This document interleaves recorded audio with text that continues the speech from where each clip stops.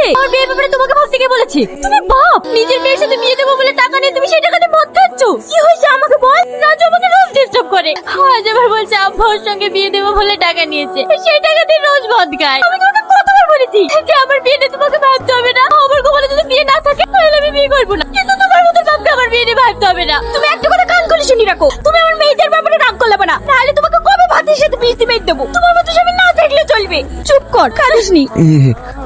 কি এটা? তুমি আমাকে ভালোবাসো? মাথা খারাপ হয়ে গেছে। আরে আমি তোমাকে সেবা করি শুধুমাত্র টাকার জন্য, তাছাড়া অন্য কিছু না। আর তুমি এটাকে ভালোবাসা ধরে বসে আছো। তুমি ভাবলে কি করে যে তোমার মতন একজন হ্যান্ডিক্যাপকে আমি ভালোবাসবো? ঠিক আছে বাবু, কাঁদে না, আমার লক্ষ্মী ছেলে। এই তো মা চলে এসছে। নোট, সরি, কালকে তোমাকে ওভাবে বলাটা আমার উচিত হয়নি। বাড়িতে একটু ঝামেলা হওয়ার কারণে আমার মাথা ঠিক ছিল না। বিশ্বাস করো, আমি তোমাকে যেগুলো বলেছি ওগুলো আমার মনের কথা না। আমি হাজার অশান্তির মধ্যে থাকি, তাই তোমাকে রাগ দেখে ফেলেছি। এই দুনিয়ার আর 5টা মানুষের চেয়ে তুমি অনেক ভালো গো। এইটা এখানে কি করে আসলো?